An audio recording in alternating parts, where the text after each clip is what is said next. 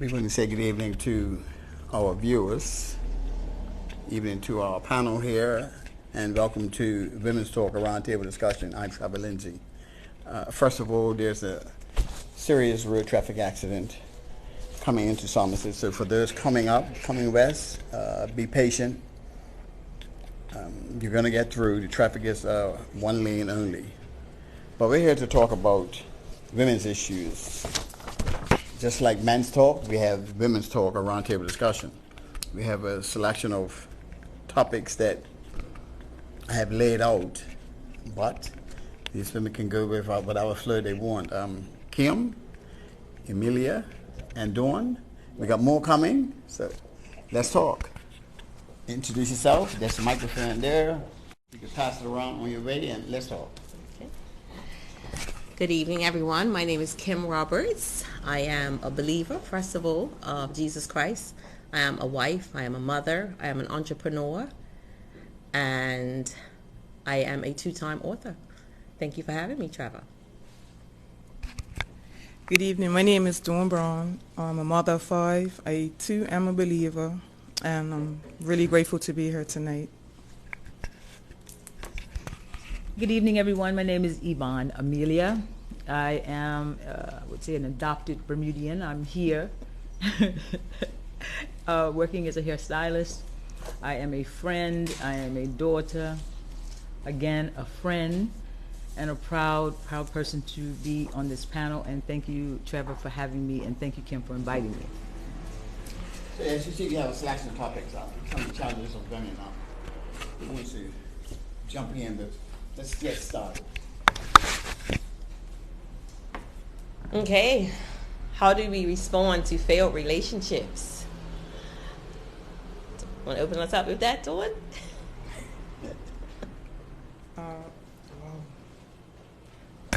I'm sorry, like, to be honest, I'm just on a one track tonight, and it's a topic that's really close to my heart. So I'm gonna let somebody else try and answer that. Okay. How do I respond to failed relationships? Whether it be a friendship with a fellow female, a friendship with a family member, a relationship with a significant other, I try to seek to first understand what part I played in the failure of the relationship and how, if it can be salvaged, how I can salvage it. At this stage in my life, I mean, when I was younger, I used to try to chase things that probably weren't for me. But now at 57, if it is not to be, then I kind of gracefully, I try. It don't always work, but I try to gracefully let it go. Sometimes I get stuck on things and just keep going it over and over in my mind, probably overthink it, probably, okay, what happened? And then I realized sometimes that's just God's way of showing you this is not the lane, this is not the road, this is not where you need to be. And I would like to sit here and say that I just am so good at getting over whatever failure. It's not always the case, but I do realize that sometimes it's just not for me, and I give God the glory for removing me from situations. That's now, at this age, that's what I tend to try to do. Okay. Well said, Amelia. Thank you. That was certainly a mouthful. I can't specifically speak to failed relationships. I haven't experienced that on any level. However, I would like to think that communication is key, and seeking where you do play a part in it. I'm more of a mediator type of person, so if I am having a friend that is experiencing that, I tend to stand in the gap, whether it be mother, daughter, husband, wife, that sort of thing. And I am new psychiatrist, psychologist, or counselor, but just I seek wisdom from the Word of God that allows us and equips us to deal with any relationship on any level. So I would hope that others would do the same. Earn your responsibility in it. Seek to understand. Try and salvage if it's worth being resolved. And if not, God reminds us that there are seasons for everything, and sometimes there is a season for a person to be in your life. And when that season is over, accept it. Cover your wounds and move on. Doing you had some concerns concerns that are dear to your heart, and it's about some of the challenges of our young men. Yes. You might as well. We can shift no matter what. So, you know, you came with some other ideas, bring it to the table. Absolutely. Go for it. Okay, so first of all, when Trevor presented the baseline topics, I had already had this was the forefront of my mind, and so I was trying to get out of this, right? So I was like, okay, well, I'll come on another time, and he was like, no, I want you to still do it. So my biggest concern, and I titled my topic "Sobs," is saving our black sons, Bermuda's lost. So if you see me, I have a book in front of me. It's because I write down my thoughts so I can do a better presentation. And this subject has been on my mind for years. And it's the loss of Bermuda's most precious resource, most valuable resource, and that's our black man, our black sons. As I sit here before you, as I'm talking to Bermuda, this entire island, those who be watching this program, it's my desire to keep before the collective conscience of Bermuda what's actually taking place, this crisis that's unfolding and has unfolded for many years. And it appears to have entrenched itself in our culture. And my thing is when I look at people, where did we get so comfortable burying our black men, our sons? When did these young men dying before that time become almost normalized? We invest so much in our appearances, our clothing, tags, T-shirts that have these black men or these black boys' faces on it, but yet, how did we get to this place where now it's become the norm to bury our sons?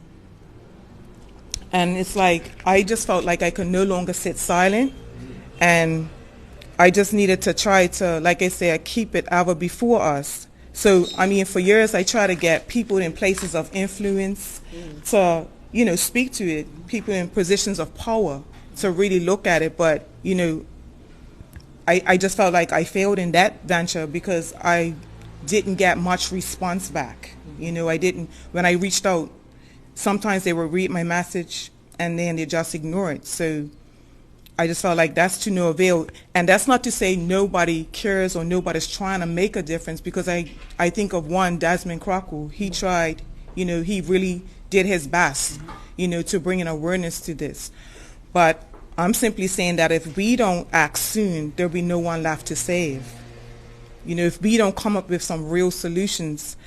And for years I have been collecting articles, so I just want to show you that I've been collecting articles for years. And this one was put out by the Royal Gazette, August 14, 2023. And this is talking about 33 unsolved murders.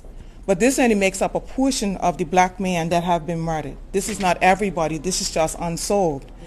And so when I saw this article, this really got my attention. It really got my attention. These are all somebody's sons. All of them, except for this one man that I circled because he's an elderly gentleman. But I'm just saying, everybody have potential. Everybody, these are most of them are fathers. And it's the tragedy that's taking place in our island. And I just feel like the majority are just becoming desensitized. Like the gun culture in Bermuda, the murder culture is becoming the norm. It's just people are comfortable with it. Forgive me.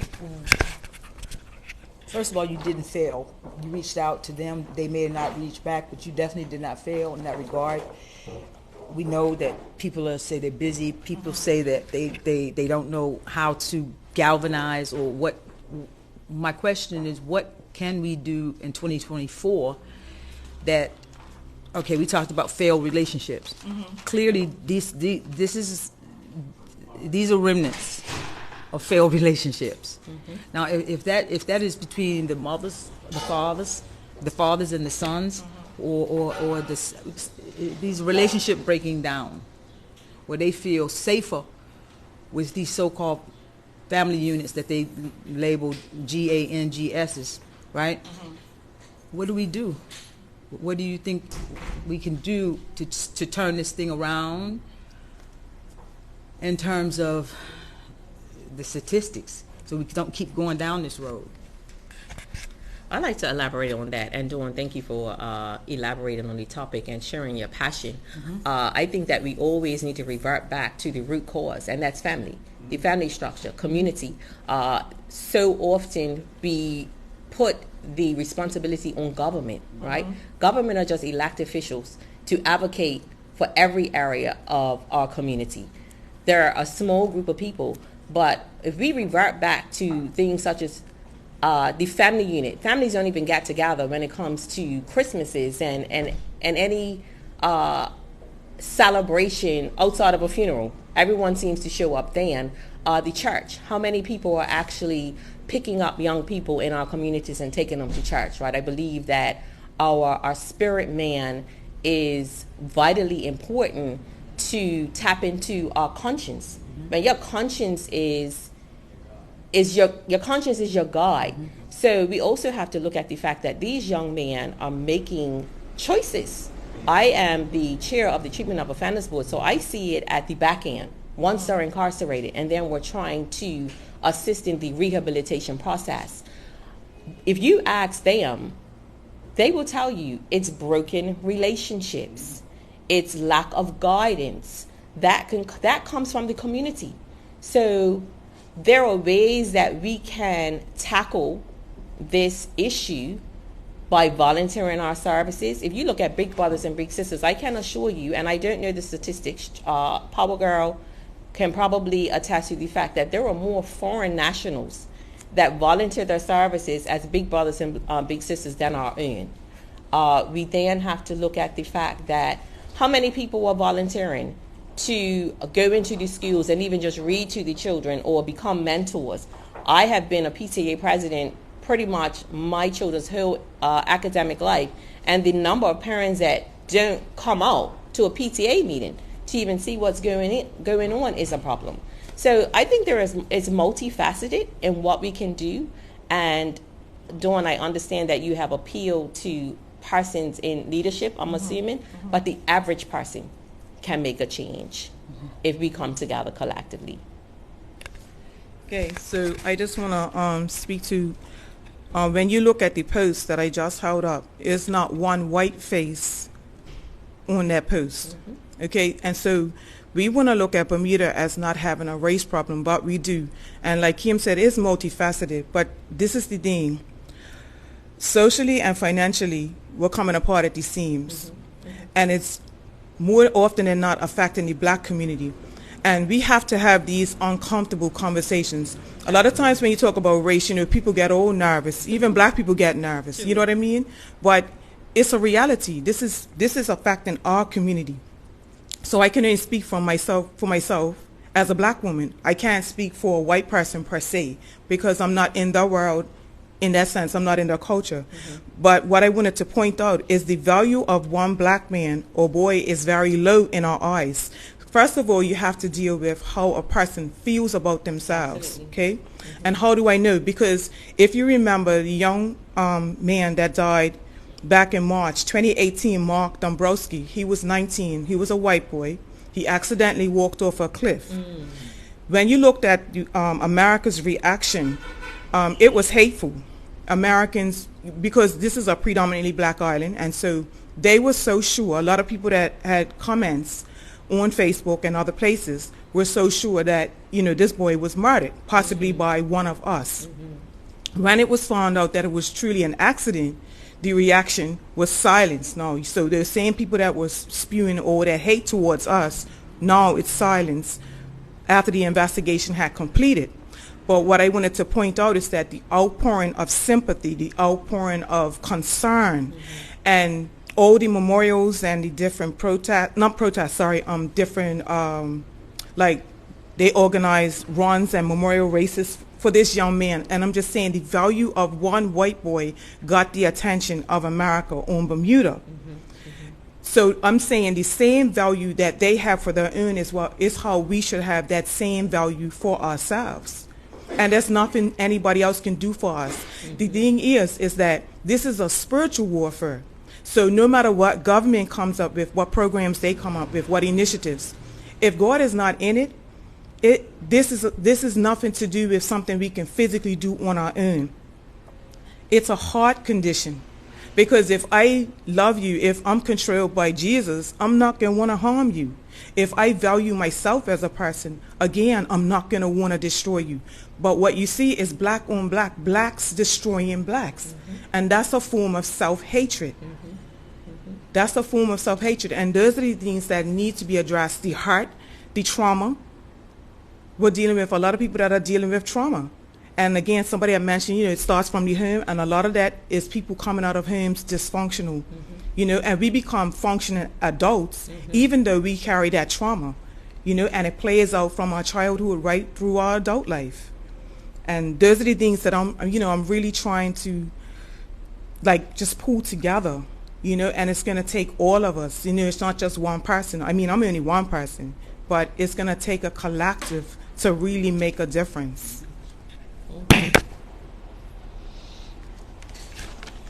Okay. I think we summarize what some of the solutions can be. We obviously know what the issues are, and Dawn, I certainly applaud you for keeping it at the forefront. I know that we have Pastor Leroy Bean for gang violence that advocates for our young man. I think there are a number of entities. I think probably what needs to happen is that they come together collectively, and work together.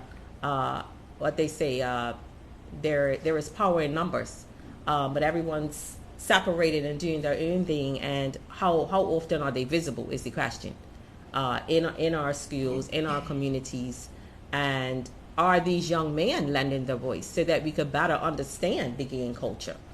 I know that I don't hear from them outside of being in the prison walls. We're able to have those conversations, but perhaps offering a platform such as this, obviously concealing the identity, but being able to hear from them so we can better understand why they are where they are and how it's so easy for them to take someone's life or be a part of criminal activity.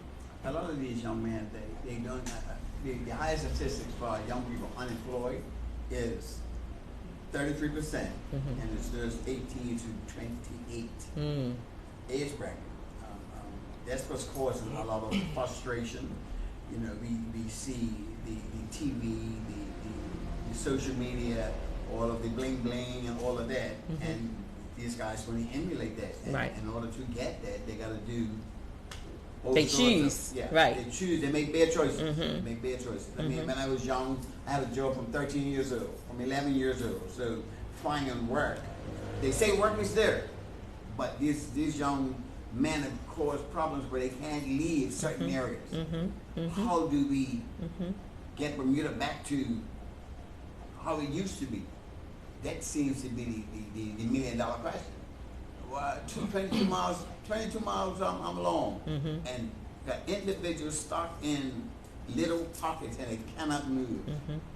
That's the problem. The problem is well, them, the fathers. The problem started with us as men. Yes. But we need to now find solutions. How do you find solutions? What's your thoughts on solutions? I'll give this to Dawn. Okay, so because I had mentioned earlier that it's a spiritual warfare. The thing is, like for example, if you buy a car, I'm just giving you an example of something material. If you buy a car that's say a BMW, you won't take it to a Toyota dealership, or you won't use a Toyota manual if anything goes wrong with that car. The same thing is us. God created us, and He left us a manual, and it's the Bible. That's one. He left us the Bible because He has a plan and a purpose for our lives. It's a reason why we exist. If you don't know why you exist, then you don't know what your purpose is. You don't know the value that He has placed on your life. And this is what I have come to understand. So Bermuda is needing a healing. Okay, so there are several books that have been written. This one is called Ministry of Healing. This deals with your spiritual health as well as your physical health. You know, this is another one. It's called Adventist Home. So when we say that there is no books or there are no manuals to guide us, to show us what we need to do, there is. The next one is child guidance. I'm sorry. The next one is child guidance. So there are several books that have been written, and what I do is I give these away to people for free. If anybody wants to really understand the plan that God has for their families, for their sons, for their daughters, for themselves, these books are available for free. And God will give us the solutions that we need. He'll give us the guidance that we need if we decide that's the way we want to go. But what I have found with a lot of parents is that they don't want their children to die. They don't want their children to be destroyed, but they're unwilling to do the work. They're unwilling to involve themselves, make the sacrifices, and do what it takes to save their children. Because again, it starts from the home. My children were my responsibility. You know, it was up to me to do the best that I could to train them, to raise them, and to hold them accountable. And that's a lot of that is not being promoted today, accountability. We're living in a generation where a lot of these young people are entitled. They have an entitled attitude. And that's because the homes that they are coming out of, the parents, a lot of them, let them believe that, you know, whatever they want, they can have. You know, whatever they feel to do is right in their own eyes. You know, parents are becoming more their children's friends as opposed to parents. You know, my children are not my friends. They're my children. And even though they're adults, they're still my children. You know, and so standards and morals have declined.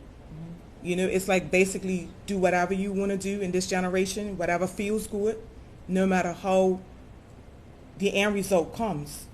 It's just, you know, and God has a standard. God has a standard, and we have not been living by it, and we're reaping the results, the consequences are now facing us today.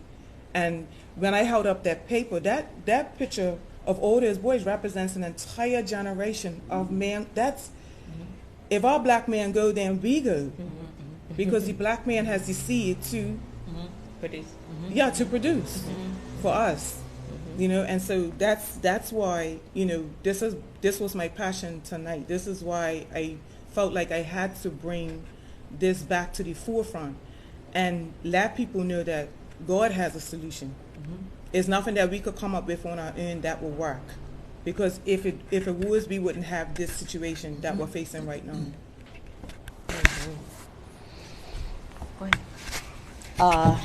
I'd like to just reiterate your points about having that spiritual foundation, but we have to look at the fact that more people are moving away from spirituality than they are moving forward.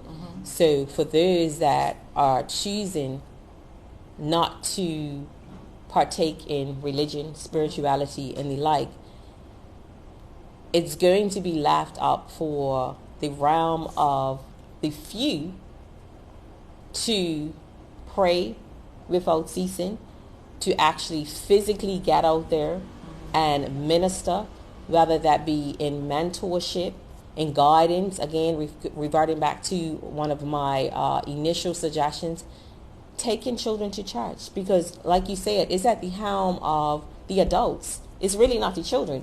The children haven't been given the structure, right? You only do what you know.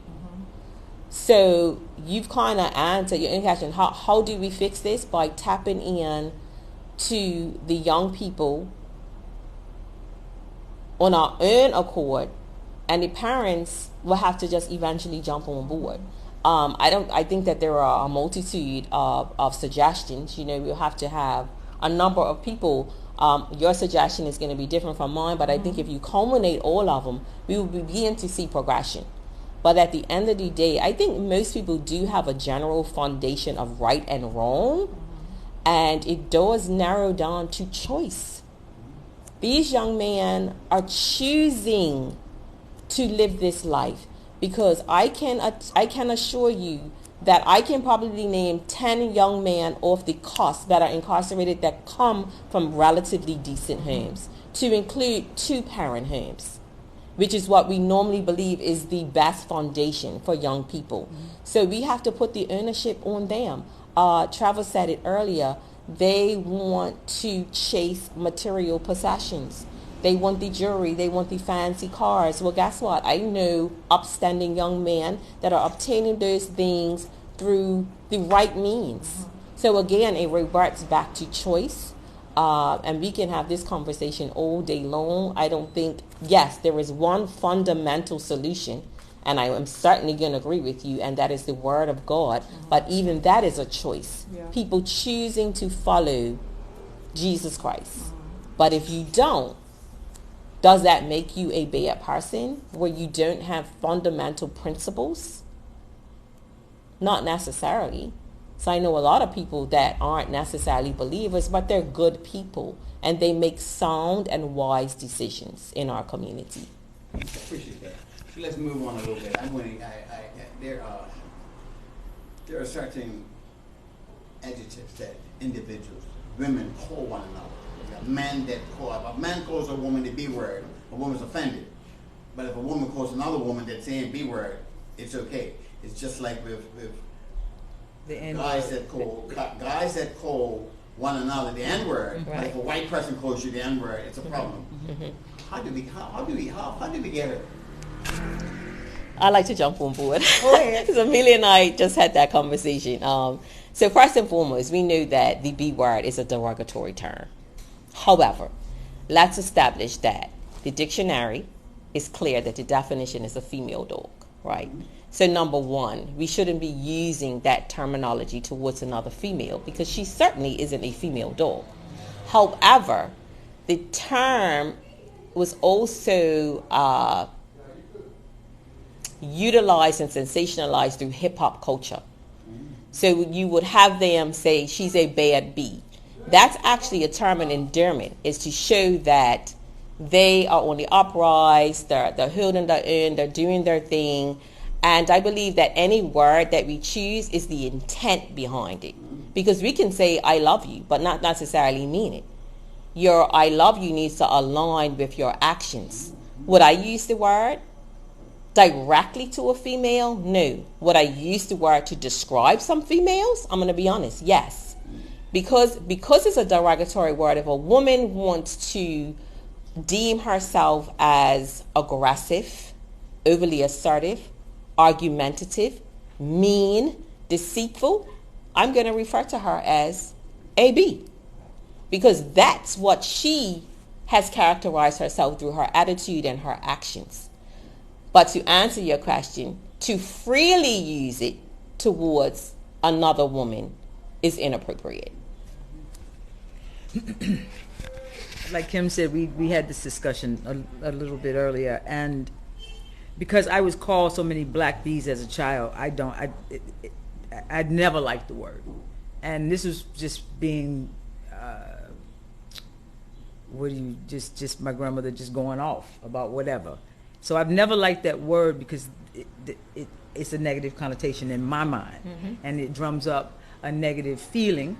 And my uncle raised dogs, so I know, like, they literally called the dogs that, and I'm thinking, what in the world? But I also knew when you call degrading words and it's meant with a degrading tone, because she was pissed at the time. I know she loved me, but she was mad at that moment. So I carried that through life. So when if a man called me that, what? You know, how dare you? Or if a woman called me that. So because it had a negative connotation to me, because I'm of the impression that we are supposed to evolve. There's so many words in the dictionary that we could call each other. Why use that one? Even like you just named 4 adjectives: aggressive. What was the adjective you used? Aggressive, boss, demeaning, derogatory. Yeah. Those are the words. But that one word, right, can encapsulate all those things. So I think for me, because I work with young people as well in the salon, when I hear them listening to the music that they listen to, and like you said, the hip-hop music, this is on purpose, that they put all these words, because when you and I were growing up, and we were growing up, Earth, Wind, and Fire, them didn't call us out our name. It just didn't happen. So now, on purpose, the young people think it's okay. It's normal. You know, and that's their norm. And I find it, again, a spiritual warfare. It's on purpose. But we, like you said, have a responsibility to say, hey. There's another word that you can use, or you didn't have to use that particular word. So to say how we got here, like you said, between the reality TV that's not reality, between the music, between the mainstream, everything has dumbed us down, and not us, but a generation that they think it's just okay. Like it was okay to walk around with guys with their pants hanging down. What are you doing? That's jailhouse dress. What are you doing? But they think it's okay because that's what the people in the hip hop they glorified it. Yeah. Right? So that's the other side of the coin where I never did. Like even with when we would be in the salon when I was younger and they'd be calling each other that, I'd be like, nope, don't do that. My name is Yvonne. My name is Amelia. I got 3 names. You can call me Miss Eve or Yvonne Amelia, but I can't do that. Oh, you know, we just playing. We do it out of love. And again, trauma. Because what you say to your children or what you say to anyone, what did Maya Angelou say? I'll never forget. I might forget what you said, but I'll never forget how it made me feel. So that's where I am with that one. Yes, Trevor? No, they said. You, Okay, Dawn. Dawn can say something. She's passionate about what she is, and I'm sure we'll get back to that. Issues concerning women on the job. Challenges for women. I guess I could speak to that a little bit. Because I've always worked in a male-dominated industry, sometimes, you know, guys will be, I guess they feel a sense of intimidation, you know. When I went into the trade, I don't know, for some reason as a woman, I just always liked trade work. You know, I wasn't, I'm not corporate minded at all. I couldn't see me like sitting in an office, you know, at a computer all day. So, but I went into that, one, because I loved it, and then 2, it was like, for me, it was, I did tiling and bricklaying first. Nice. Yeah, that was like my first trade. Nice. And it was like a matter of survival. It was like, I'm just out here working, trying to take care of myself and my kids. So it wasn't about trying to compete with a guy, trying to say like, you know, like some women are feminists, you know, we can do anything a man can do. I kind of disagree with that, but I just knew what I could get, what I got into, I could do it, and I did it for a number of years. And so, like I said, sometimes you find guys would feel intimidated by that, but I did have a lot of support from different men as well. So, yeah, it's like basically dealing with that, and then also respect. Like you have to carry yourself a certain way, you know, in order to get respect, and obviously you have to give it too. You know what I mean? So it's like a give and take type of thing. So, but basically that was my experience, you know. But I'm comfortable with that. Like I'm used to working around all guys, you know. It's not I don't feel intimidated, you know. I feel very comfortable, and I just enjoy that type of work. Awesome. Okay. I have something from one of my viewers. How do we as a community help those mothers who are working 2 and 3 jobs to be able to even take care of their kids, so that they are not left alone at home and left to raise themselves by the streets? Because we are dealing with challenging times financially. You know, everything is expensive. You know, you got single parents that are out on the grind.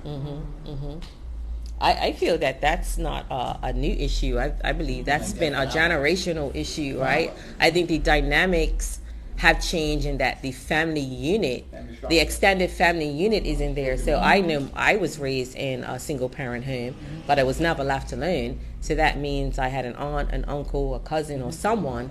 And in most instances, we probably lived together at one point in time. So I think we have come to a place where everyone is self-reliant, self-sufficient, and not actually worried about the next person. That community aspect is what's missing.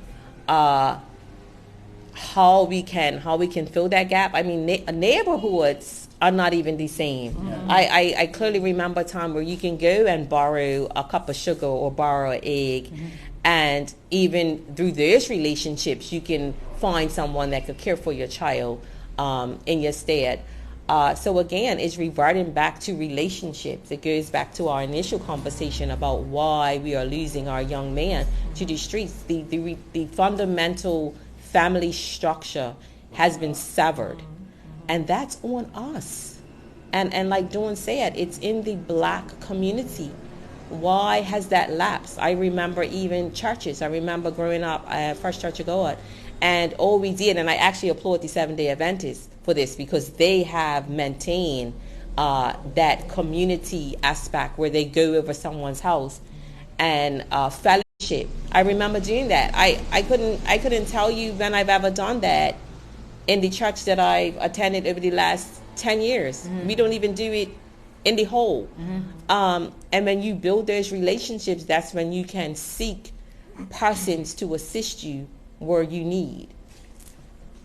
Do they still have the center on Angle Street where your children can go after?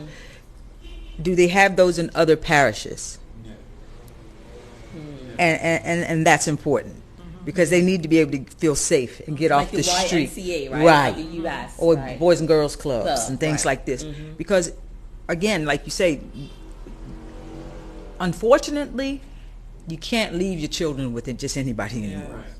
Because even though you trust auntie boyfriend might not be too trustworthy, or auntie's girlfriend might not be too trustworthy. So we have to be so careful about who's watching the children. Absolutely. So if you have a church, and I'm not saying that this is the case, Bermuda, because I can't speak to the AME halls, and I'm not over here trying to be like, open your churches, and but there's because at the end of the day, I honestly believe that it's not so much spirituality as people turning away from. They're turning away from church, because the churches are caught up in, a lot of them, not all. Exactly. So when it comes right down to it, what happened to the community? What happened to the churches looking out for the children? Cases of water after school, some juice, some fruit, just somewhere where they can go play some board games, or just play.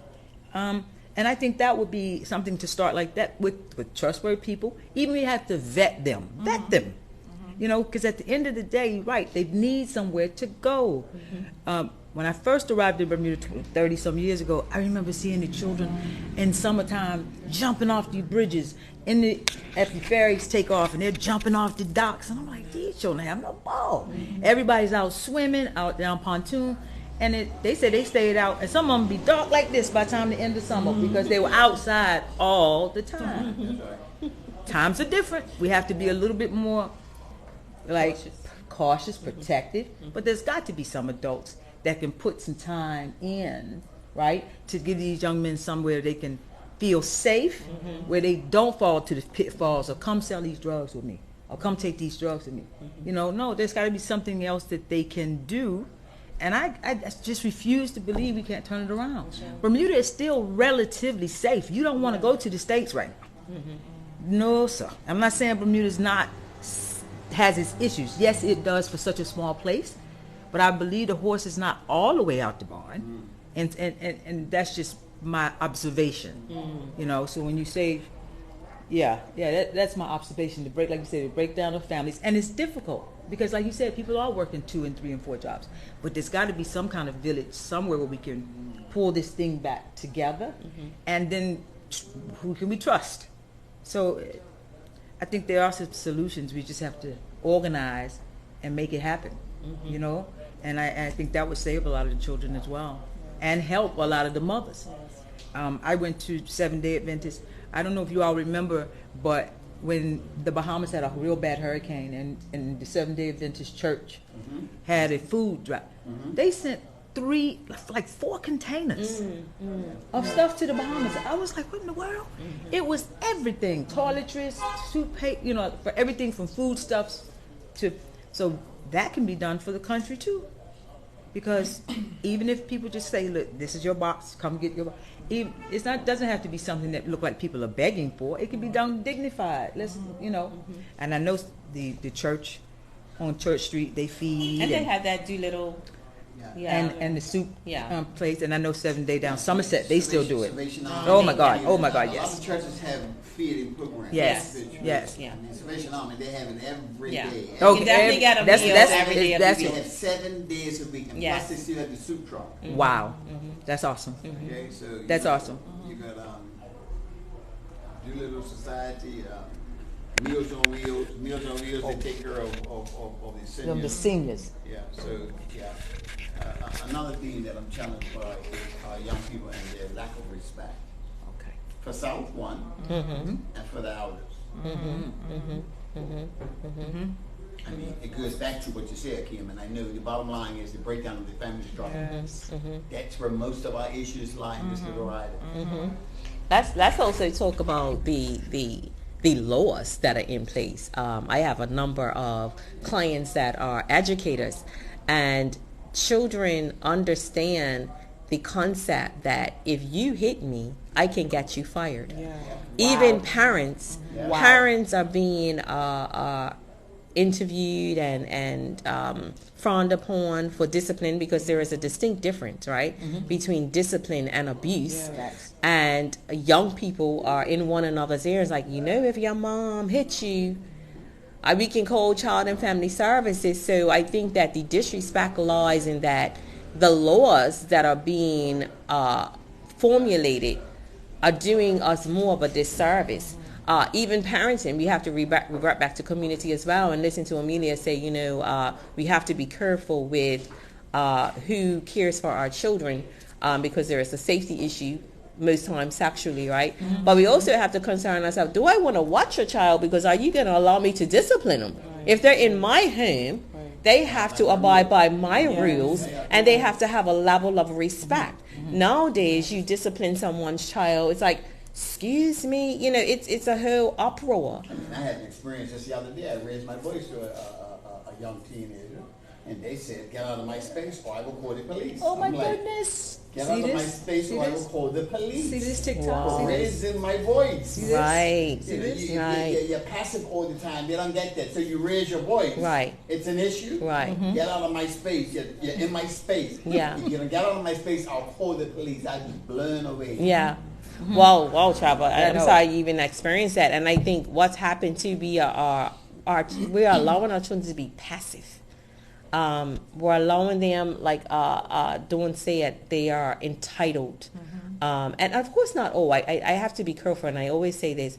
We draw this broad brush, but I think there are fewer kids that are at a disadvantage than there are those that are doing well. I think if we really had statistics, there are few kids that are disrespectful and being caught up in the, But I'm not even sure it's 10%. That's kind of high, but 10%, let's just say 10%, Usually- hypothetically, right? Usually the good is 90% and 10% is bad. Right. The bad gets highlighted. Right. And every- Right, this is facts. Yeah. But it's sensationalized. That's the real issue, and it's being sensationalized through social media. Because when I see these young people fighting, I look at the fact that we did that. I remember a number of scraps didn't have- after just school. didn't have We didn't take it to the next level. It was like, let me get your Vaseline on, take your earrings off. We weren't. No. Technically, probably friends within the week. Right. Yeah. No, it's like they want to draw blood over the slightest thing. Yes. And again, Yeah. their conscious man is dead. Exactly. How do we awaken it? That's what we need to look at. Once it's awakened, you then tap into your moral compass, and everything else will align. Okay. No, go ahead. So I just want to piggyback off of what Kim said. I know all of us, if we're at the 50-year range, the majority of us had prayer in school. I remember being in primary school. You started class. If we didn't have assembly, our teachers we prayed in the morning. We said our grace for lunch, but we also prayed before we left school. If we had a general assembly, the principal would lead out in prayer. And I remember that in both the schools, all three of the schools that I went to. And as Kim mentioned, it's a moral compass. If you don't have a knowledge of God, then you have no moral compass. you have no real knowledge of right and wrong. Even if you, because I remember it was a point at one time when my parents sent me to church with my brother and my sister. They didn't go, but my grandmother made sure that we went. You understand? So you had church, you had prayer in school, and if you were fortunate enough to have parents that, that were Christians, so you got a third portion of that at home. But if you didn't have that, like initially in my case, but my parents sent me to church, until my mom decided that, she wanted to start building her relationship with the Lord, but this is what I'm saying is, if it's no type of knowledge of God, what is it for God to reach down into that child's heart to stop him from doing anything? Well, it's discipline, period, isn't it? Yeah. Like you have a sense of, like you said, moral compass, right from wrong. Don't do this or you'll get that. There's a sense of accountability. You spoil the child. This is it. That's it. Absolutely. So, because I know Muslims who started Ramadan today, they have a discipline. Yeah. There are people who do Jehovah Witness. You got the Mormons. You got all these religions. But if you don't have the discipline to get up and pray and do your discipline and teach your children right from wrong, accountability, I'll never forget. I'm 57 years old, and I stole a pack of M&Ms from a store when I was 7 years old. And my grandma said, where you get them M&Ms? Now she knew the only store I could have got it from was around the corner store, because that was the closest store to the house. She said, come with me. Now, she took me back around to Mr. Elliott's. I'll never forget this. And if anybody knew that if you worked at that man's store after school, you was a thief, because that was your punishment.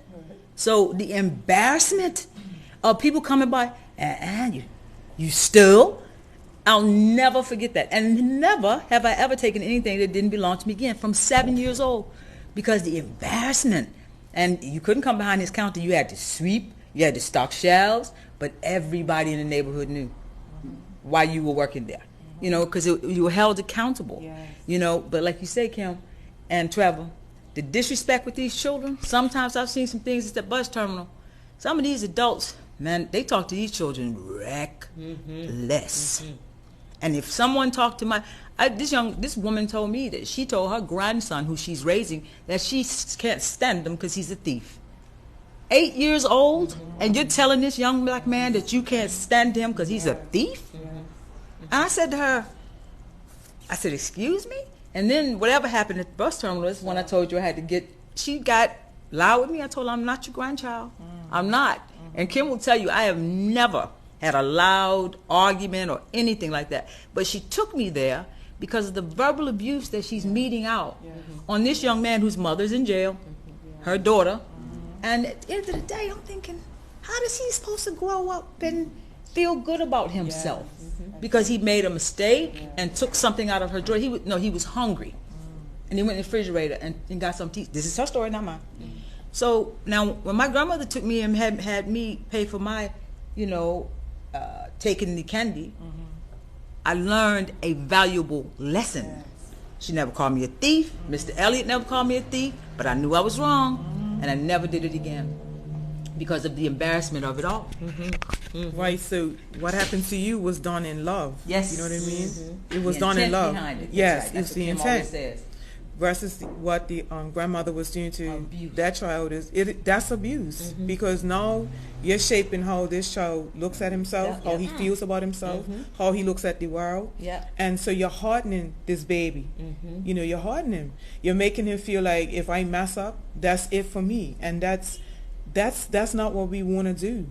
Because we have to remember how we messed up. I remember how I messed up so much as a young person. So how could I be so hard on my children? Yes, I was. My eldest daughter used to always say, Mama, you're so hard on me.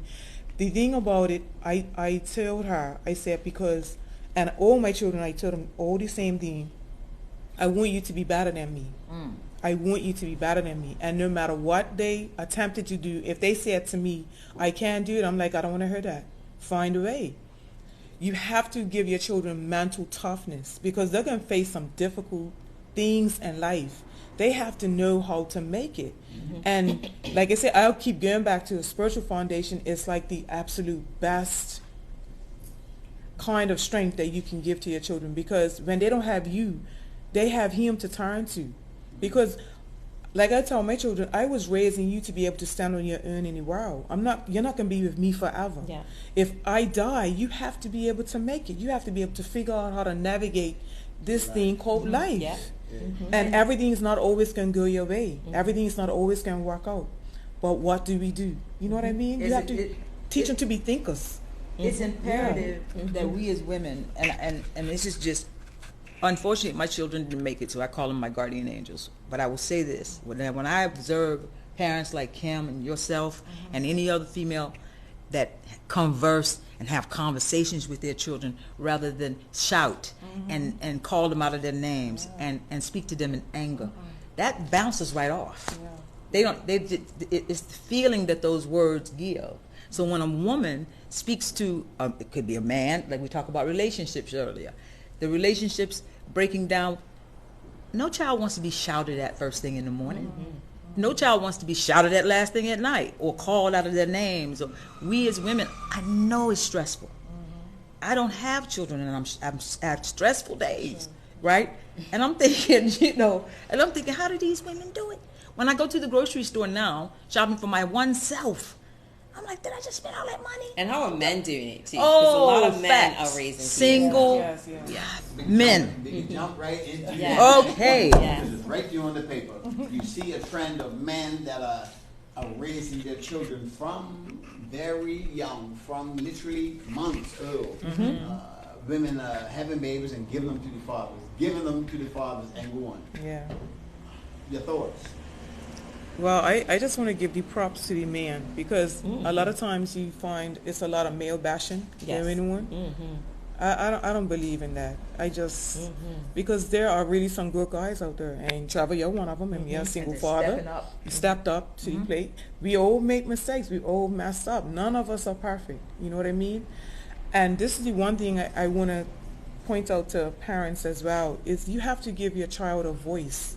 The way I did it, I don't know, I just came up with a thought when my children were young, is that I always wanted them to, I didn't want them to carry baggage. I had so much baggage myself. I had so much baggage myself, but I did not want them to, I didn't want this generational mess to continue. And so I told them from real young, if you have any problems, just call a family meeting. And I had to explain it to them. You can say whatever's on your mind, be respectful, but whatever, I don't care how small the problem might seem to me, but if it's something to you, just bring it to the table, call everybody to the table, and let's talk about it. And not too long ago, and all my children are growing now, my daughter had an issue with her brother, and she told me about it, and then I talked to him. So I said, well, you know what, instead of me going back and forth, let's just have a family meeting, everybody, and everybody came. And like I said, it's not easy when you have to, like, if you're the one at fault and you have to take accountability for your, for your wrong. But this is the thing, this is how your children are not gonna carry stuff. We're gonna learn how to deal with. I said, let's put everything on the table. I don't care how bad it is, let's deal with it. Yeah, that's some good stuff. I parent my children like that as well. But we were raised in an era to be seen, not heard, right? And that's why we have so much baggage. However, I want to revert back to the single parents, primarily fathers. Trevor, that actually I wasn't aware that the numbers were that high, right? But I must say this: I certainly applaud the men that are stepping up to the plate. I, like you, I am quite disturbed at the male bashing aspect that the community at large tends to project onto our men. But I will say this: instinctively and maternally, women are nurturers by nature, right? So it's always expected that the woman is the primary caregiver. However, like we say at this evening, the world is evolving a lot differently. So my take is whoever is the better parent should have the child, whether they're male or female, because some women should not have had children. Just because you can birth does not mean that you are maternal and can raise these children. And men I don't know why we look at men as being the secondary primary giver when they are created to lead. Yes. So if they're created to lead, they're quite capable of raising a child. So in this instance that is happening, I won't necessarily say that is a bad thing. I certainly advocate two-parent homes, but by no means is that disrespect to a single-parent home, because it's clear. I can speak for myself. I was raised relatively well from a two-parent home. So we can come out okay, but is it by design? Not necessarily. So whoever is the better parent, whether it be male or female, kudos to you. And I hope that you have the support that you need in order to raise a well, productive young person. And we have to revert back to the word of God too, where it says to train up a child in the way that he should go. And when he is ill, he should not depart from that, right? That's spiritual principles, that's instilling morals, that's ensuring that their moral compass is in alignment with doing good opposed to bad. And a male or a female can instill those values. What are your thoughts? You would say I want to talk to them. No, go ahead. What are your thoughts of women making their six-figure digits and the dominant one in the relationship, because some of these men are not have a job. So Dawn was that one. So it's pushing that man down mentally. It might not be. Just go for it. So Kim said it earlier. She said men were created to lead. That's the real. And so again, we look at the feminist movement that came about, and that was really to destroy the family structure, was part of it, to destroy the family structure, to like remove the man from the circle. And God's ideal is the man, the woman, and then the children. And I don't have a problem with, like, say, if I made more than the person that I was with, but because I understand my position, my role as a woman, I'm confident in that. I'm not his competition. He's not my competition. We're supposed to come together and work together.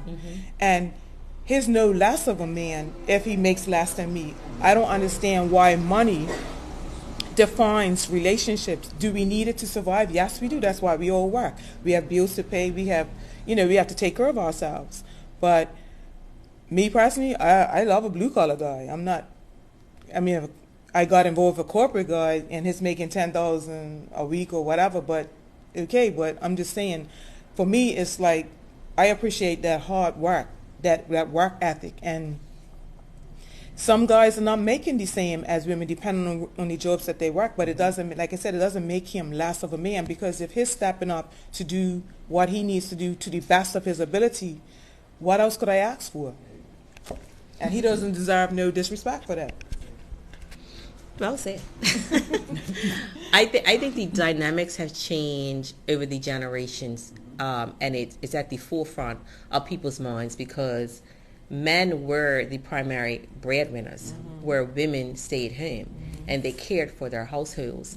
Again, the breakdown of the family unit, right? Orchestrated by the enemy. Now that unions aren't sealed as much as they were in the past, because divorce is quite prevalent nowadays. You just drop your pen somewhere, a woman or a man wants to divorce you.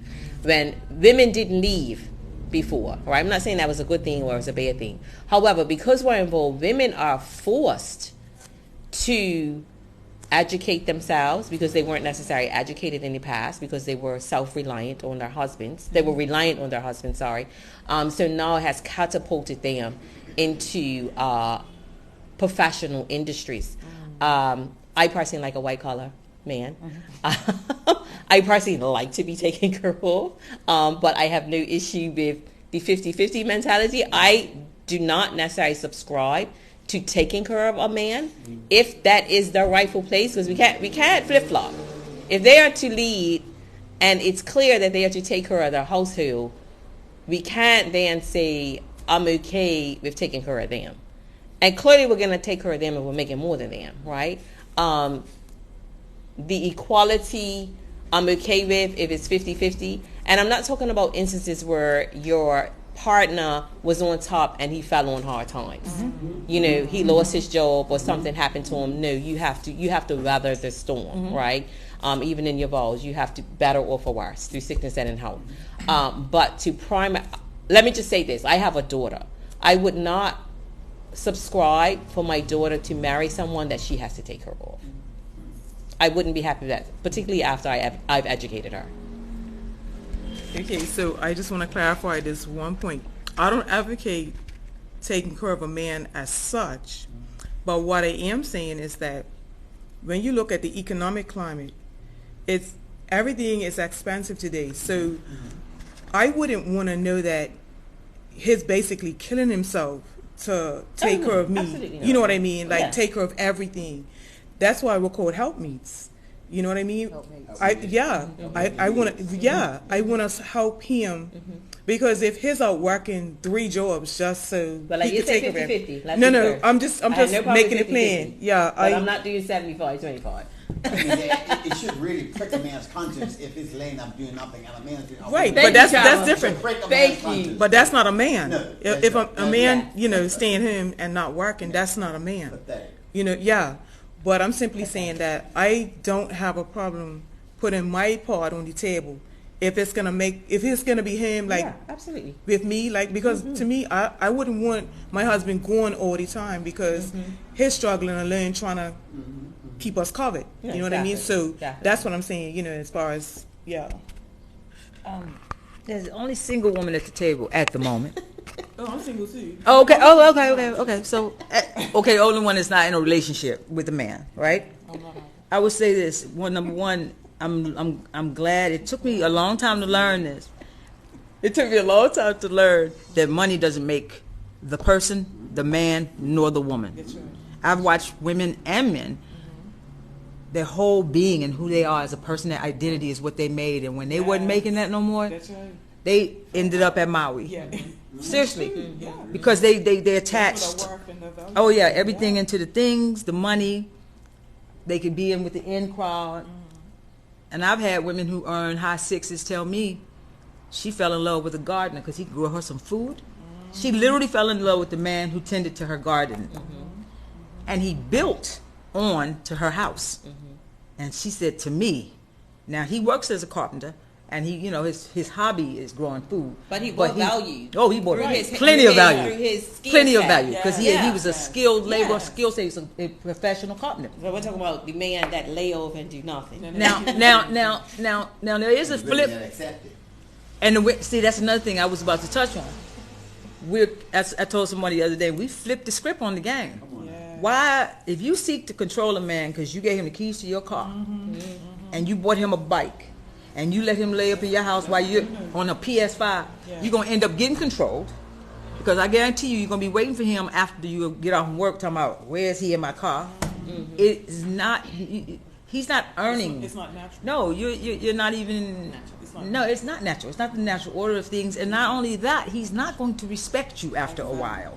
You won't respect Because, him. I got this good job, and I bought him all these Jordan, and every time we go away, I'm taking them with me. And I'm like, what are you, girl? No. It's something like that's taking care of a boy. No, right. No, that's not the way things go. And I'm not saying throw anybody away because they don't earn the kind of money that you earn. Right. But what is he bringing to the table? Yes. Well, I hate when people say that on them darn podcasts, but what's his value intrinsically? No, really. It's because this is too much. They're just beating it in the head with this. What you bringing to the table? We're supposed to come together and let's make some things happen. What are your at? What do you bring? What do I bring? Let's make some things happen. He may be a great cook. Amazing cook. I had a boyfriend once that cleaned the house better than any woman I knew. I mean, and he worked, but it was nothing better than coming home to a clean house and food. Food cooking, what? And I'm tired. But he had been working too. But he'd get home before me and clean. And I'd be like, how did he clean it? So I get it, but this unequally yoked thing, I don't understand that. Now, why are we, you're not supposed to leave somebody laying in the bed while you go work, even if man or woman. If a man comes home and nothing's been done, Yes. I can only imagine how he would feel if he's going out. He like you said, working, taking care, and then he comes home, dishes ain't washed, nothing's done. He ain't his maid. Well, what is going on here? Yes. You know, it's a team, isn't it? So. Yeah. We have to be fair. Tell me, Trevor, what were you thinking when you brought this up? Are you talking about the women who earn this and that's all they concern themselves with, and don't ask the man to rise up? Or I see it a lot. I see it a lot where you got women that are making it, but they have men that they literally control. right, And me, like I said, it's not going to sit right with me. I remember when I had challenges. It didn't sit right with me. right, It pricked me, and I had to fix my situation. right. So what is that woman's mindset? What is she doing to her that's making her demonstrate that? Is it giving her power? Yes, they think the money gives them power. Again, it goes back to how you feel about yourself. Yeah. I had a problem with understanding we attract what we are. And I'm like, I'm a good woman and this and that, but I kept attracting these bad guys. And I had to do the work on myself. I had to do research. Like I had to find out what was my trauma, what was my pathology, what was causing me to attract emotionally unavailable men. There you go. And so, like I said, a lot of times we don't look at ourselves. You know what I mean? We don't want to be honest with lot of work. ourselves. And so why would I want a man that I have to look after like a boy? Like, you know what I'm saying? So it's a lot to do with me if that was what I was doing. And so, again, like I said, it goes back to how a person sees themselves, your self-worth. You know what I mean? If you're attracting what you are, which you think you're not, but really, you got to really do some work on yourself. You really have to do some work on yourself. I like to just highlight that. I think innately women are trained to believe that they need to tap into the potential of a man, right? And sometimes, I mean, scientifically, right, it's discovered and shown that women actually mature faster than men, right? And so sometimes it takes them a little while to catch up, and women tend to find success a lot quicker. We're driven. We're driven. We can multitask. We're taught to do that. We're taught to do that, right? And going back to your point about the women being controlling, I don't think it's a sense of them controlling because they earn more. I think they become resentful, and it shows up as controlling because the man isn't catching up. So that's the issue. But she needs to take ownership too, because I know I'm going to advocate for my daughter. Don't marry potential. The potential already needs to be in place. I think That's my opinion. I think women when they get to the childbearing age, they transition into that mother figure. So you have to mature faster. Men have a lot of play in us. And you don't agree with that? No. But remember, every topic is not one shoe Everything fits is all, different. right? Right, It's right. it's just perspectives. Our perspectives, our opinions Right. are formulated through our experiences. So no matter what any of us say no here, right it's or no wrong. right No or right or wrong. wrong. That's It's right. just Thank based on how we've raised, whether it's through spirituality, whether it's through our tarnished or tainted relationships.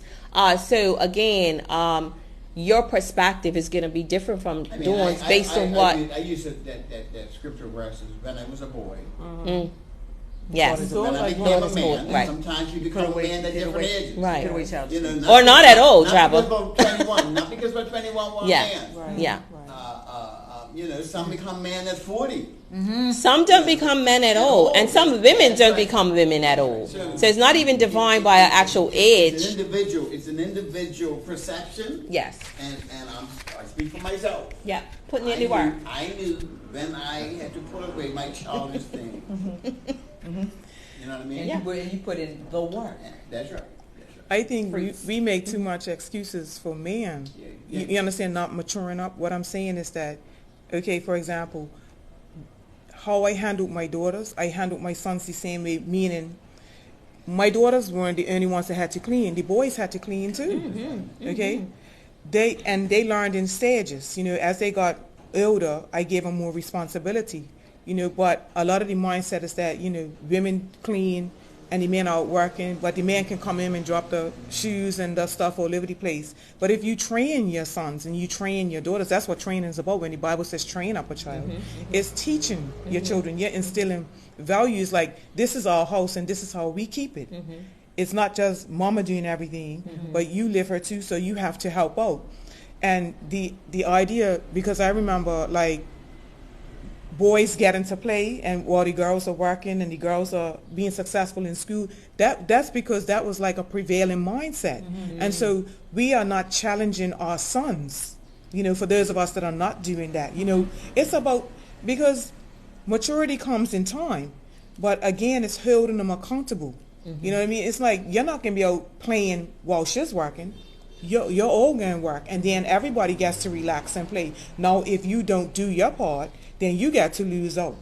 So I just have to. I kind of reject that ideology. That's just me. What, the maturity ideology? Yeah, I kind of. I do. I just think how we handle, because sometimes I've seen it. Women tend to they smother their boys. You know what I mean? A lot of women smother the boys. A lot of women are partly the reason why a lot of boys, right? They don't grow up. Yeah, yes, keeping them on the breast. That's right. Why is that then? Why? Because I don't do that. But No, I did neither. I have a son and a daughter. Yeah. Yeah. I don't know. It's just. A lot of women that don't have men tend to do that. Like, the father is not there. Yeah. Oh, okay. Yeah. You know what I mean? Yeah. But see, Yeah. but at the same time, I believe women have power when it comes to their boys, especially when they're doing a pack of madness. Power or influence? Power and influence. Yeah. Because you can go out and listen. You go out and grab and listen. We're not doing this. Come. And that boy respects. I speak for myself. My mom had to come and get me from somewhere when I was young. I'm not gonna. Are you crazy? Well, she was that mama. That's why. Right. Are you crazy? So Yeah, the she was respect that was mama. always there. Right. Yeah. Right. The fear of God in your mom was always there. And you said that, yes. You know what I mean? Yes. Yes. There's a perfect. So that's the power. I say that's the influence. I say power, but that's the power that women have Over their We do over male. have- their boys we or do the have children, a lot but of they're influence. boys. They're Yeah. boys really, because Yeah. when it comes to mom and son, or son and mom, it's a whole different kettle of fish. Okay. Yeah, it's a whole different kettle of fish, because like you say, some parents don't, some women shouldn't have become parents. Yeah. And some men. Sex is through the power of God. It's not a haphazard thing, but unfortunately, sometimes it's just used haphazardly. It's a huge power and responsibility. And I'm finding that just observing, some women will let their sons have two and three girlfriends. They entertain them all. Yes. Like she's the only one. But you let their daughter try it. You're not going to be out here HOing around. Different standards. You see? Yeah, But the different boy can do whatever. So the relationship is not taught how to be in a proper relationship. Yes. Like you said, go back to the breakdown of relationships. Yeah. At what age do you start that? When they start getting interested in the opposite sex, you have to sit them down and say, listen, it's honesty. You got to learn how to talk to these individuals. You can't have this young lady thinking she's the only one. You got to be honest with her. Same thing. Well, I don't know if girls even do that now, but it's the same thing. It's a communication level that's needed, and that communication, it goes on into adulthood. Now, I don't have to accuse this man of being a liar. And he said to myself, I'm not lying. I told everybody the truth. But because he's been raised to, he's got choices. But we as females weren't and shouldn't be taught that. I think we should learn how to date and get to know people. We as women have always been taught one guy. And then next thing you know, she sleep with this person, and she shouldn't even be doing that because she doesn't know he doesn't know him. She hasn't taken the time to get to know him as a person. So I've got a question for you. So why would it be fine for us to teach our sons that they can shop around or they can have multiple women Oh, if I'm misunderstanding. No. It is. Oh, okay. I Said just want to that understand. I've seen what females do that, and it's okay for the boys, Oh, okay, but it's okay. not for the young Right. ladies. Meaning the mothers. Right. Because Okay. I think that young women should be taught, get to know, have friends. Mm-hmm. Every male that you know doesn't have to be a potential lover. Mm. Because God made human, male and female. I'm not going to have no male friends my entire life that I don't have intimacy with. Mm-hmm. You know what I'm saying? The relationships. Right. I need men I can call, listen, let me ask you a question. This guy says such and such and such and such.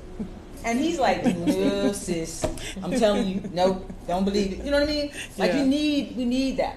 But Okay. I noticed that the young people are not learning, and maybe they are, because Kim could say, you could say better, because her daughter's very well rounded and has many friends of both sexes, and so does London.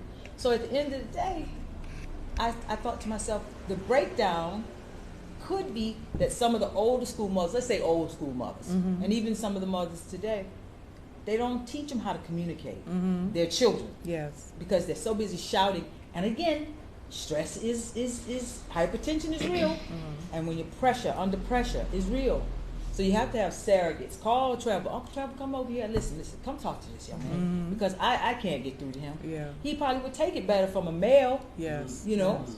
because sometimes as women, emotions, right? And then next thing you know, he's not listening, or even the daughter's not listening. Because I'm gonna send you over on Kim's house because she communicates different from me. Yes. You see what I'm saying? So that I think that in itself as well. I'm going back around to the family units and relationships. But again, I haven't raised. I've only surrogate. I've only been auntie. Right. So I just want to piggyback off Amelia and Dawn. Actually, I like the fact that Dawn said that she treats her children the same. What applies for her daughter applies for her son. I raise my children exactly the same because they're human beings, right? First and foremost, I don't think the disparity should be that one's female, one's male. This works for her, this works for him. They should be able to be self-sufficient and being able to do housey chores, be able to be self-sufficient and making a way for themselves financially and even in relationships. Because if you want your daughter to be respected, you have to teach your son to respect women. Yes. So it should apply for both. I also agree with Amelia when we were raised during a time where if you dated multiple men, you were deemed a hoe. Back in my day, it was stinky. My daughter cracks up at that. She's like, "What is that? You were a stinky." But I think dating multiple people actually is necessary in this era without sleeping with, because that's why I think also aids in the divorce rate, because you settled on the first person and you think that's your person when you don't know that Jack, James, and John, one of them may have been your person. And then you're real, and most importantly, allowing God to choose your mate, because if He knows us individually and intimately, then He knows who's the best fit. I always say this, right? Because Bermuda's so small. It worked for Carmen Day, just by the way. Bermuda's so small, and so, sometimes the thinking could be small as well, right? So when you're a person that kind of is an individual, like you step outside of the box, I always said that, before we got to know ourselves, like we didn't learn we were under pressure to be in relationships early. You know what I mean? Especially if you were going through a lot at home, you were looking for love, you were, because you wasn't getting it at home. And so, you forge these relationships with other people that are probably in the similar situation as you. So before you even get to know yourself, like we have to learn how to have relationships with ourselves.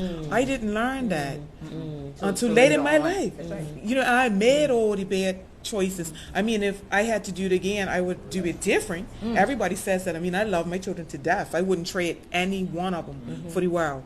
But I'm simply saying I would have made a lot of different choices with some, hindsight. And that's the thing. It's like we're under pressure to be in relationships early, and we don't even know ourselves. it's true. I just want to take a bunny trail just on something you said, and I've always wanted to bring up this topic. I know that Bermudians always tend to say that we collectively are small-minded individuals because we're from such a small community. I want to counteract that. I totally disagree, and that frustrates me when people say that. Because one, well, thou travel. Well, thou travel. We don't even stay on this island about 5.2 minutes. So that broadens our scope and our perspectives. We also, for those that read, that expands your mind. Those that are spiritually in tune, that expands your mind. Those of us that watch TV, even if you're not traveling, you have everything, resources at your fingertips with podcasts and the like. There is no way that we are small-minded. What it is that we're a prideful community. So we concern ourselves so much with what people think that we don't evolve into our authentic selves and do those things that we need to do to fulfill our purpose and what we're called her to do, right? Our giftings. We're so reluctant to be who we're called to be because we're concerned about what the next person's going to say and what it looks like. But we're certainly not small-minded. Well, that's what I was saying about people being afraid to step out of line. It's like everybody is, a lot of people are trained to, because if you're a person that thinks for yourself and you actually rock the boat, we're blackballed. Right. That becomes a problem. You become a problem person because you don't just go along with what everybody says or how everybody thinks. You know what I mean? And so in that term, I look at it as being small-minded. Like, I'm not afraid to think outside the box. And you're probably right, Kim. It's probably a lot of people that are not. I'm just saying it needs to be more of that. You know what I mean? And I'm talking about from a healthy standpoint, not everybody just doing what everybody else does just because. You know what I mean? Because it's not everybody I can have a sensible conversation with, even in my age group. Right. It could be 100 people around me, and I'll probably find maybe one or two that, you know what I mean, like a conversation of substance, of substance. Yes. You know what I mean? Yeah. That's unfortunate, Dawn. Join our circle. I got another question from one of the viewers. They asked, what are your views of the amount of women who are getting these BBL jobs? Oh, Lord. Why do women think having a great body is a new way of living? Do you think this is causing men to belittle women like they do? Hang on. Because how many men are getting jobs to better themselves? Wow. Physically only in the gym. Wow. Go for it. Thank you. Okay. I want to thank you, those that are my number is 595-1027. Send me some more WhatsApp messages and thank you for the input. What a great question. Great question. Okay, so yes, thank you for the question. And I would say this.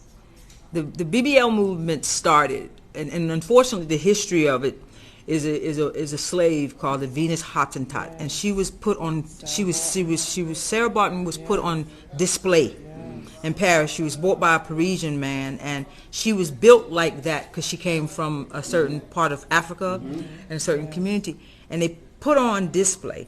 And when she died, they cut her behind off and put it on display. So if we don't know our history, we're doomed to repeat it. Number one, God made us how we're supposed to be. We have all the muscle groups. I've never known anybody that was born without gluteus minimus and maximus, and maybe that is the case.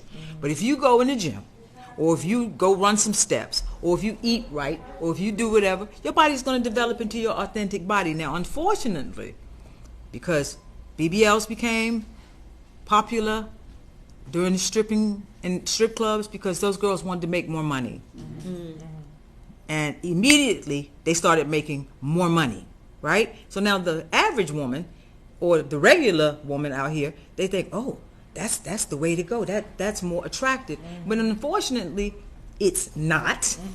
The body looks like, I don't know, it looks like a upside down, like a pea. Like your legs are this big and the behind is that big. And that's only if they don't get it done right. If you pay to go get it in Brazil, I guess you could get one that looks presentable, right?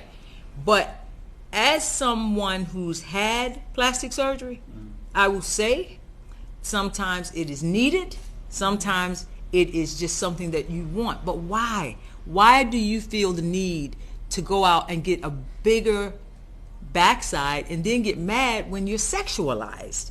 It's so, and then on top of that, we don't know what this stuff is going to do to our bodies, to their bodies later on. There's shots, there's implants. Women are dying. I don't know the percentage, but a lot of women died in 2023. And before that, the mentality, social media and reality television has turned us into something, when we look in the mirror, that we want to be something else. And as a recovering weaveaholic, I was addicted to it. I was addicted. I'm not gonna lie. I didn't like myself without it. And as a hairstylist, I had to look in the mirror one day. I just shaved my head, and I thought, okay, now you're gonna start over. Actually, I got a bad weave. It was too tight, pulled out half my edges, so I had to, sort it out, right? But my point is that I can't speak against wigs, weaves, and anything else, because there's women who are obviously losing their hair, and they're right, they need it, and it's a part of my livelihood. But love yourself with or without it. And these BBLs done got out of hand. It's interesting. Yeah, I would definitely say that it's a standard of beauty, that's been set, especially for black women. And, that comes up, that we can tie that back to slavery. We were taught to hate ourselves. We don't love our hair. Everything came under attack. So whites promoted this standard of beauty, and a lot of us have been trying to reach that, and we don't realize it. Like psychologically, we've been trying to. I know. Even in black families, the darker the skin. Because I remember, I'm be honest. I remember my granny saying, when I had my oldest daughter. No, my oldest daughter is your complexion. Okay. My youngest is very fair skin. And she wanted to see how dark this baby was gonna be, but it's like that mindset was so off, because black is beautiful in every shade, you know what I mean? But if you're taught to hate yourself, and even in our families, we subscribe to that, the lighter was deemed better with the curly hair a lot of times, and so it shapes how you see yourself. And so if you think that, and like you said, you brought up about the BBL, like if I have a bigger backside, that's gonna, draw more a man. But real men don't care about that stuff. At the end of the day, a guy he's attracted to you for you, not because of what you look like per se. I mean, looks do play a part. I mean, I don't want to discount that. But again, like, why are you doing it? Like, to me, a lot of that is vanity, like. It's definitely vanity. Yeah, that's destructive. But it's vanity. also, like you said, insecurity. Yeah. And I do know women who've gotten them, who were born with washboard behinds. They didn't have none. I thank you. That's it. Iron board behind. I get it. And she got it. And here's the rub. She got it. Forgive me. And her behind. No, she would get so much attention in the work, like so much attention. But the man that she is about to marry now, 6 years later, she's gotten it reduced. It's not back flat like it was, but she got it, some of that stuff, because he was like, you don't need, like you said, he loved her for her, and he want her healthy. Yes. Right? Yes. I'm not judging it, but I often wonder, what would be, how could you have spent that? Yeah, it's just, what kind of pressure is being put on black females, or it's not just black women that are getting, because remember, at one point, Kim Kardashian made this thing. She had out the waistline and this, and now she's on Ozempic, and it's gone because now she's small. So it's like we follow social media. Its trends are real. Yeah. So I just have a question. I want to look at it from a different lens, because I hear insecurity, you don't love yourself, that sort of thing. Just look at it from the perspective of a woman that has her breasts enhanced. Let's look at the fact that when we're young, our breasts are voluptuous, they stand up, and then we have these seeds, and they suck on our breasts, and then they sag, right? So that kind of brings about insecurity, because I had it, and I want it back because these kids, stripped me of it. Yeah.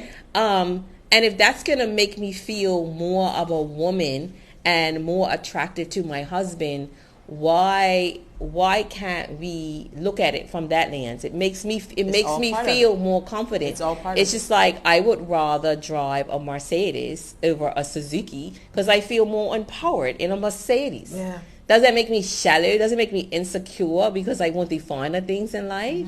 A little bit Just- shallow. Yeah, a little bit shallow. If I can afford it, why can't I have it? You just need to, if you have a Mercedes, you just make sure you earn him and it has a garage to go into. All I'm saying is, That's all I'm saying. But let me throw this one at you. Okay. But let me throw this one at you, Kim. We change. Our bodies change. Yeah. Our bodies change. Yeah. And a lot of times, we don't want to get, I mean, I had hair. I don't have no hair no more.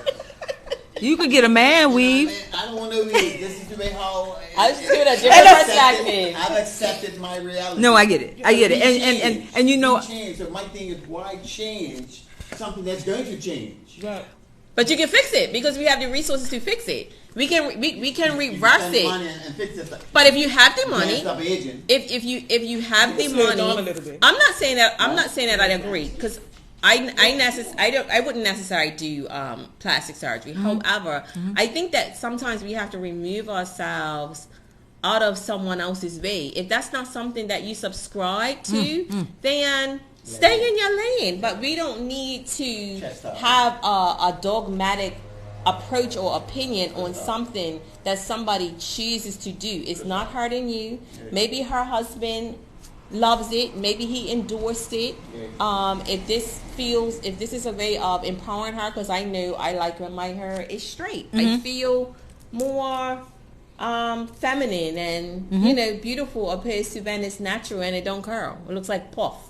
okay. Right? So it's really about choices, and by no means am I trying to discredit your opinions because they're opinions. I'm just giving a different perspective. I think what I was driving home is that we were born perfect. Some of us were not. In our eyes, we look in the mirror, we don't have no backside. But if you're going to do it, please be safe. Right. And please don't go down to Miami and get no special where you don't make it back home, or you're getting a mommy makeover because it's $2,000 off and you Not necessarily finances. Think about Kanye West's mom, right? I'm sure she had the finest she wanted to hide it from him. Came back home too soon. So you're right. It's just a matter of being safe, right? So do I think? Like people are gonna do what they want to do. It's just like me tomorrow. I have 2 wigs. I might put on one tomorrow. You know what I mean? It just depends on how I you feel. could wear a wig, girl. Okay. Depends on how I feel, but I love myself like this. Even when I don't have, like if I shave it all the way up, I'm good. But it took me some work to get there. So I just want to just give a statement. Basically, the views that we hear are the views of us. Yes. Around the table. Yeah. Yes, the views that We're not looking reflect us. to offend anyone. Not at all. If you choose to spend money on yourself, go for it. Yes. Absolutely. Yes. It's your money and That's it's your it. body. It's eye candy for some of us. That's man. right. Yeah. I'm gonna That's call it. it. It's eye candy, and we enjoy It's it. like women That's pay right. me for We putting on enjoy it. hair, and I love it. And some of them, they like you said, they feel more empowered. We're They not trying feel to sexy offend now. anyone. Not at Just all. want to make that sure. These are our views. We're not trying to offend anyone. Thank you. Yeah, I just want to again piggyback off of what you said. I don't understand women doing it at the risk of their own life. Yeah. That's all I'm Yeah. saying. Yeah, yeah, You know what I mean? yeah. I But they would be don't too know. afraid to get some major surgery, Yeah. like because I'm reading these stories, and I'm not saying that I don't know if they're over exaggerating these stories or whatever, but I'm just saying. Just one young woman dying as a result of that, But it seems Yeah, so it's- often that yeah. they don't see the dangers. Yeah. And again, you have to do your research. Yeah. Right. Yeah. But it's become almost normalized. Yeah. And like you said, and if it makes them feel better, some Yeah. people might have went through a sickness and lost whatever they lost. Yeah. So, like Kim said, if it makes them feel better, I just want just be safe. Like I want to put a plug in for like Benson Aesthetics. I've been there, and we can't, like Trevor said, you can't stop aging. You No. can't, you know what I mean? But there are things that you can do to Slow it slow it down. down. Don't Yeah, stop. I mean, not only that, I'm just saying, For sure. eating properly, you know what I mean? Let's Yes, do it yes. the right way. You know what I That's mean? right. Let's get in the gym if Yes. that's your mean. Absolutely. Yeah. Absolutely. That's true. And like Kim, you can afford the BMW, right? Yeah. Yeah, go for it. Telling me not to buy it. It makes me feel. It makes Who me are feel you? more. I love it. I love it. Shallow. I'll be No, shallow. but no I'm about judgment that. of anyone. It's our own opinion. So let's take a few minutes and tell us who you are. My name is Yvonne Amelia. For those of you who know me, I've been in the hair industry for over 35 years, and most of this time is spent here in Bermuda. I always like to say I arrived in Bermuda when John Swan was in his last year, his premiership. Okay. That's a long time. Ooh, yeah, you're Bermudian. Girl. Oh, hey, listen. So, and I love Bermuda because I fell in love with this country because I grew up in a small town in Mississippi. Everybody knew everybody. Everybody was in everybody's business. Everybody, you know, I could come outside and say to my neighbor, "You see which way my sister went?" She'd be like, "That way." You know, it was very much like where I grew up. And the community felt so good. And it was my first passport stamp. And when I looked out of that window and saw the Atlantic Ocean, because I always seen it in encyclopedia growing up, and I was like, this water, it's got to have a filter on it. There's no way. Like, I remember thinking, this place is paradise. So Bermuda's always been my benchmark for that. So to answer your question, Trevor, you know, I'm a friend. I'm a woman who loves helping others in any way that I possibly can. I do love the industry of hair. I love any way that I can help people feel better about who they are. Even if it's something that they have to buy and add on, then that's fine. That's fine. That's your prerogative. My thing is, let's just do it and do it well. Yeah. So that's who I am. And Trevor, thank you for having me. Go around here. Well, for those listening audience that tuned in late, my name is Kim Roberts. First and foremost, I am a wife of 20 years to Anthony Roberts Jr. I am a mother to a male and female. Yeah. I pride myself on having both sexes, so I'm unbiased when it comes to roles of a male and a female.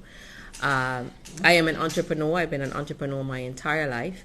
I specialize in lock grooming, so I'm a loctician. I am also a 2-time author.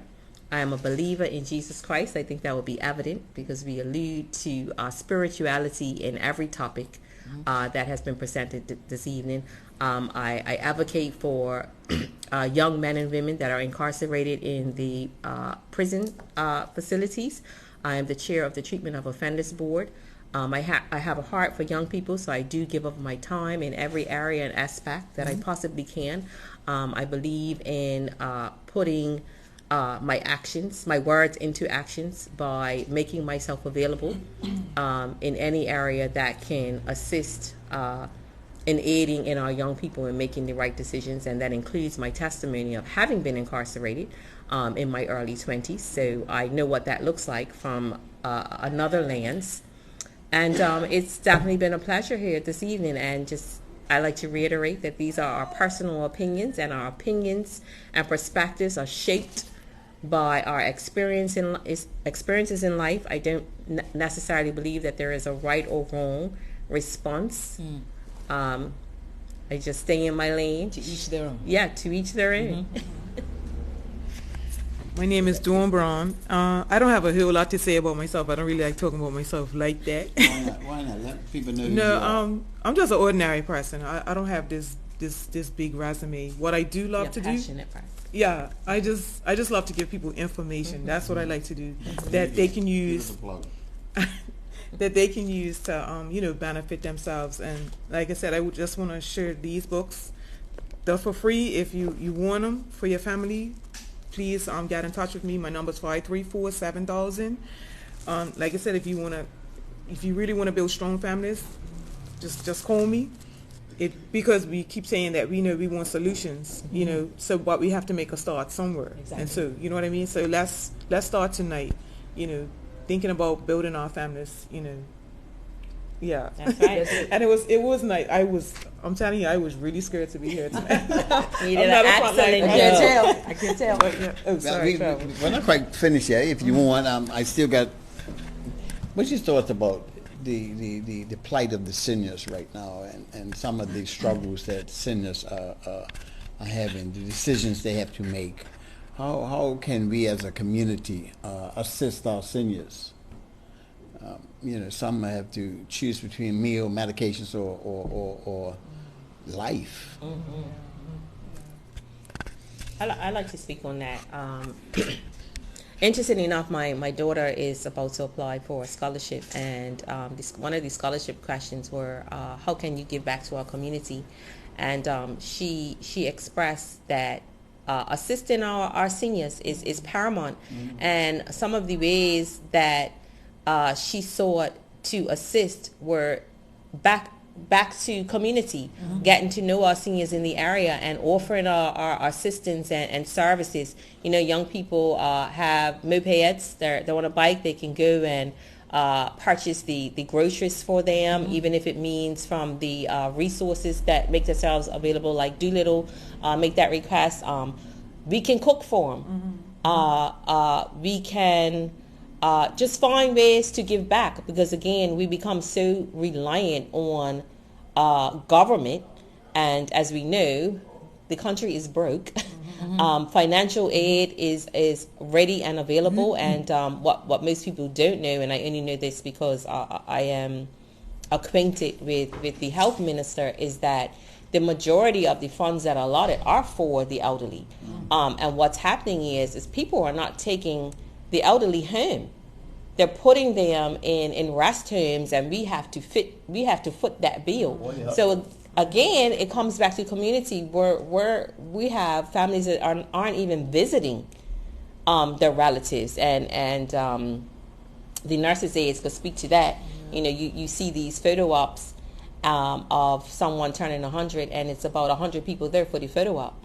But those nurses' aides will tell you not one person comes to visit them the 364 days out of the year. Yeah. So it goes back to community. I think that the elderly can also share their experiences with us younger folks and how to readily and properly prepare ourselves for retirement.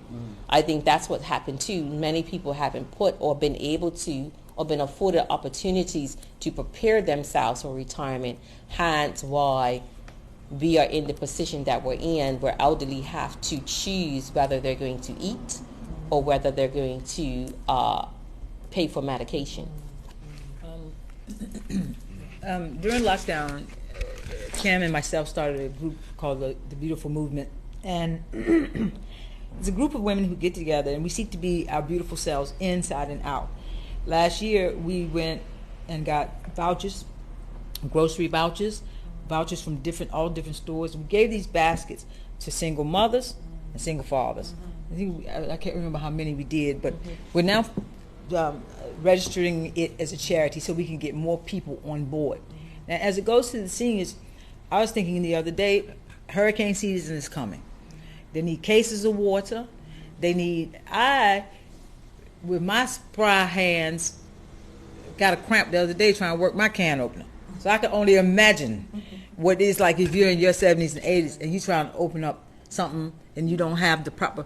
So the cases, the cans of tuna and different things, these things that they can eat if the lights go out, if something happens and they need just things that they can have there to survive, to eat well, not just like, I don't know, rations, but something like, but it's easier to get into. We have to check on them. We have to make sure that they have their fingernails clipped. And me as a hairstylist, the hair's combed, fingernails clipped. They had a lady come in and her hair was so matted because she hadn't had her hair combed, bless her heart. And it took a while to get it, but we got it out. But the point being, she had been laying up in the hospital, and unfortunately, you're right, the people didn't go there and her people didn't look after. So now they bring her in, but little things like the hair being combed. Now, I've called the hospital, and since COVID, they don't let you come up now to the, I forget the unit where the older people are. Yes, right. But to go around to these different... But you can now. You can do it now. Perfect. Because to have the fingernails clipped and looked after, and just simple grooming. Because it's so important to feel good, to look good. Because even these women, they're still part. Even though some of them, they're just elders, but they still want to be groomed and looked after and their hair done. Easter's coming, things like that. Okay, so now I've started something. So now it's going to go up there because you got to go see about them. I believe what you sow, you shall reap. Right. So remember, for those, you don't look out for your elderly relatives or Right. mothers, grandmothers. God, what's going to happen? When you get to that age, you're gonna reap that All same that thy mother stuff. and father that thy days shall be long. Yeah, but when you get to that age, you're gonna reap that stuff that you sowed. Right. So that word, this word is so real. You reap what you sow. I believe, yeah. Look out for. I check for my mom. Right. I mean, no matter what, because it weren't easy for her dealing with 5 children Right. at a young age. 5 children. Wow. And mom was 21 with 5 children. Wow. That's a So Wow. I checked for my mom. Wow. But to state again, a TNN disclaimer: the views and opinions of the individuals heard on this broadcast are not the representation or reflection of the opinion of TNN and its staff. It's been a good show tonight. Dawn, thank you. I know it was like pulling teeth getting Dawn here, but Dawn is passionate about what she said. And before we close, I don't know if you want to just anything in closing. I'm just really appreciating the transparency. You guys talking so openly and honestly about how you feel, how you see yourself as women. Yeah, that was really refreshing, and the fact that both of you wasn't afraid to mention the Lord, like yeah, because I wasn't sure, like people get a little funny, you put up. Perspectives are aligned with the experiences that we've had. Exactly. And through constructive and positive dialogue, we've gained different perspectives by sharing. There may have been seeds that were planted this evening that I may not have necessarily agreed with, but later on in life, I may have an aha moment and say, wow, I remember when Dawn said this. It now resonates with me. And that's what maturity and growth looks like. Exactly. So, Trevor, I applaud you for providing this platform. It was an absolute pleasure to be here, and I encourage you moving forward. Again, Trevor, thank you so much. I was invited, and I thought I was going to be observing, but I'm glad that I was able to get a seat at the table. And let me just reiterate. We were talking about adding on and cosmetic surgeries and so forth and so on, and you made me, Kim, not you, Kim, made me realize, oh, that's right. You got your augmentation to your breast because your children passed away. And every time you looked at what they had become, you were saddened for years. They just reminded me of the children that I lost. So I did it to say, oh, now they're back where they were. Because I didn't give birth. I didn't get a chance to do it. I didn't get a chance to breastfeed, but they weren't, they constantly reminded me. So you're right. Sometimes people do things to make them feel better about who they are, or to get over the trauma of what you've experienced in life, but just make sure that it's done safely. You do your research, and it's like you said, it's your prerogative. I go out sometime, and the very few times I do wear something with cleavage, people are like, whoa, where'd they come from? Because I didn't do it for nobody else. I did it for me. So people don't know. But it made me feel better. And after therapy, I was made whole again. So that's why I call them my guardian angels. So Trevor, thank you. Thank you, Kim. Thank you, Dawn. Being in an honest space makes you be not fearful. Because I tried to get out of it because I cracked a tooth, and I said, Kim, I cut my tongue. I'm scared. I can't talk. And we got out the car. She said, you talked all the way down here. You'd be all right. Jesus. So Forgot what you said. So look, it didn't bite my tongue. Listen, from Hamilton, it did bite my tongue once. So thank you, Trevor, and thank you, ladies. It was wonderful. Thank you for the space. Yes, we want to thank Studio 21, the owners, Mr. and Mrs. Simmons. We want to thank them for this location, and this will be the home for Women's Talk, a roundtable discussion. Awesome. If you want to be a part of this, give me a call, 595-1027. I almost forgot my number. 595-1027. If you want to be a part of this, give me a shout. You can email me at TNN as it happens at gmail.com, and we can get you in. We're looking for different ethnicities of women because Bermuda has become a multicultural society now. So I want to have Inclusive. that's right. Yep. Filipinos, Oh, yeah. because they are in our community. The English, Indian nationals that are part of Bermuda, Jamaicans, black, white, Bermudians, Dominican Republic. yeah, you know, and ladies from DR. I want you on this podcast. So make contact with me, and let's bring your views. Let's talk about what Bermuda is doing for you and your challenges. It doesn't always have to be bad. Right. No. You know, some of the good things that you're doing. I want to thank the Swan Group that provides funding for TNN, Wilmot Trucking, and Rise and Shine. You got to write that down. Rise and Shine Entertainment. I want to thank them for being a supporter of TNN. Ladies, thank you. This has been real. Thank you very much. I appreciate my support. I appreciate my network, and I appreciate my viewers. I'm Trevor Lindsay, and thank you for joining us. Have a good evening. Don't drink and drive. Be safe. Don't. I always have to say that because I see it a lot. Please don't drink and drive. The life you save could be yours. Thank you very much. Good night.